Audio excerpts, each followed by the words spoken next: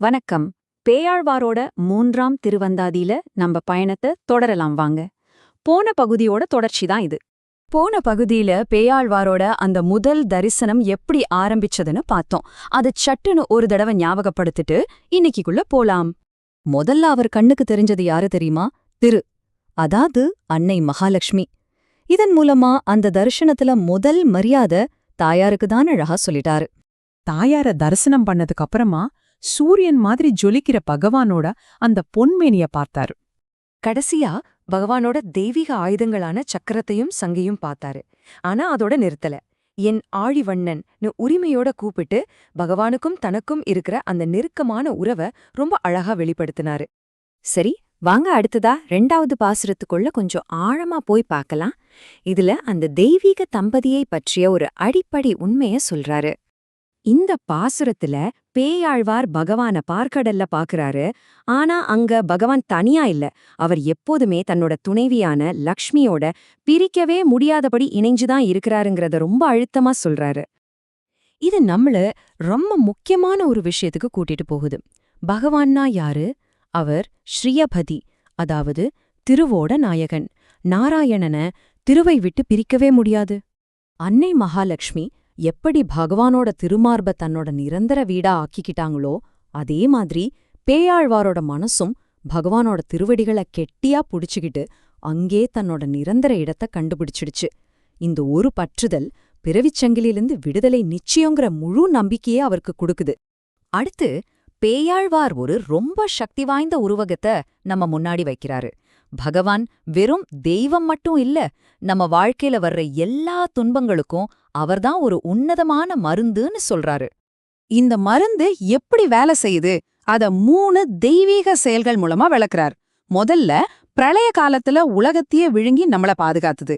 2வது வாமனனா வந்து ஒரு சின்ன காணிக்கைய வாங்கி இந்த உலகத்தையே அளந்து கருணை காட்டுனது. 3வதா இந்த பிறவி பெருங்கடலை தாண்டறதுக்கு அவரோட திருவடிகள் தான் சஞ்சீவினி மருந்து. ஆக நம்ம வாழ்க்கையில அன்றாட வேலைகளை செஞ்சாலும் சரி, பகவான் தான் நம்மளோட நிரந்தர மருந்துன்னு மனசுல ஆழமா நம்புனா போதும், நமக்கு ஒரு பெரிய அமைதி கிடைக்கும் இல்லையா? அடுத்ததா பேயாழ்வார் ஒரு அருமையான விஷயத்த சொல்றாரு. இந்த பிரபஞ்சத்தையே ஆள்ற இறைவன் எங்கேயோ தூரத்துல இல்ல, நம்ம பூமியில குறிப்பிட்ட சில புனிதமான இடங்களே அவரை பார்க்கலான்னு காட்டுறாரு. திருவல்லிக்கேணி கோவில வர்ணிக்கிறாரு பாருங்க. அங்க ஆர்ப்பரிக்கிற கடல்ல இருந்து வர்ற முத்துக்களும் பவளங்களும் பகவானோட கோவிலுக்கு இயற்கையாவே ஒரு அலங்காரமா இருக்குதாம். எவ்ளோ ஒரு அழகான கற்பனை! இதிலிருந்து நம்ம ஒரு முக்கியமான விஷயத்த கத்துக்கலாம். நம்மள சுத்த எத்தனையோ அழகான விஷயங்கள், கவனத்தை சிதறடிக்கிற விஷயங்கள் இருக்கலாம். ஆனா நம்ம பார்வை எதை தேடுது? பேயாழ்வாரோட பார்வை மாதிரி நம்ம தலைவன் எங்க இருக்கான்னு நம்ம பார்வை தேடணும். பேயாழ்வாரோட பக்தியில ரொம்பவே சுவாரஸ்யமான ஒரு அம்சம் என்னன்னா, அந்த ஆழமான மரியாதையோட ஒரு நண்பன்கிட்ட பேசுற மாதிரி ஒரு சின்ன விளையாட்டுத்தனத்தையும் அவர் அழகா கலப்பாயும். திரிவிக்ரம அவதாரத்தோட அந்த பிரம்மாண்டமான செயலை பார்த்துட்டு அதுக்கப்புறம் என்ன நடந்துச்சுன்னு அவர் சொல்ற ஒரு காரணத்தை கேட்டா நமக்கே ஒரு ஆச்சரியமான புன்னகை வரும். ரொம்ப இயல்பான ஒரு மனிதத்தன்மையான விளக்கம் அது. அந்த பிரபஞ்சத்தையே அளந்து ரொம்ப சோர்ந்து போனதாலதான் முதல்ல திருவேலுக்காயில வந்து உட்கார்ந்தாராம். அப்புறம் திருவெஃப்காயில படுத்து ஓய்வெடுத்தாராம். பாருங்க, இது எவ்வளவு ஒரு நெருக்கமான நட்பான ஒரு பக்தி. இறுதியா பேயாழ்வார் பக்தி மார்க்கத்தை பத்தி ரொம்ப எளிமையான ஆனா ரொம்ப ஆழமான ஒரு போதனையை நமக்கு கொடுக்கிறார். சில பேரு இறைவனை அடைய ரொம்ப கடுமையான தவமெல்லாம் செய்வாங்க. பனிமலையில நிக்கிறது, நடுங்குற குளிர்ல தண்ணிக்குள்ள நிக்கிறது, இல்லனா யாக நெருப்புக்கு நடுவுல தியானம் பண்றதுன்னு. ஆனா பேயாழ்வார் சொல்றாரு, இந்த மாதிரி கஷ்டமான வழிகளை விட ரொம்ப ரொம்ப எளிமையான நேரடியான ஒரு வழி இருக்குன்னு.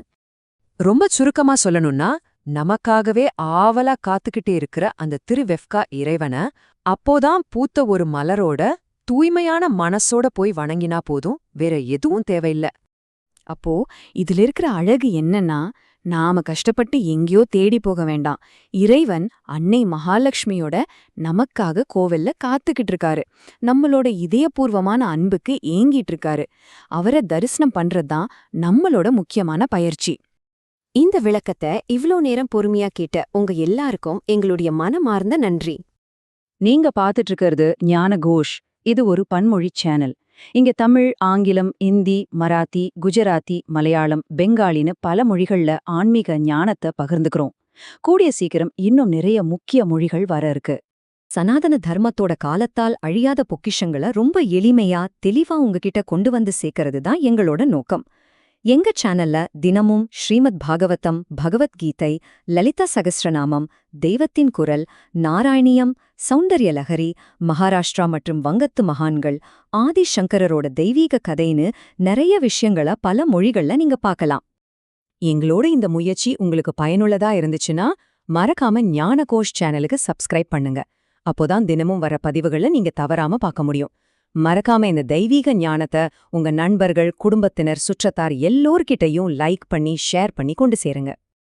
வாங்க நாம எல்லோரும் சேர்ந்து சனாதன தர்மங்கிற இந்த விளக்க எப்பவும் பிரகாசமா எரிய வைப்போம்.